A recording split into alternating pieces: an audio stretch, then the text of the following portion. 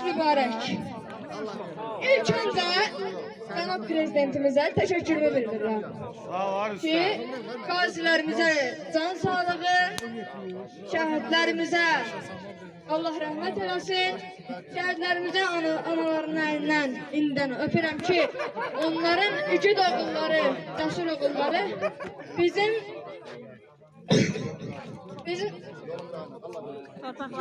torpaqlarımızı işğaldan azad edibdir. Buradan bütün şəhidlərimizə rəhmət diləyirəm. Allah rəhmət eləsin. İndi isə deyəcəyim şeir Türk İstiklal Marşı'nın 2 kupletidir.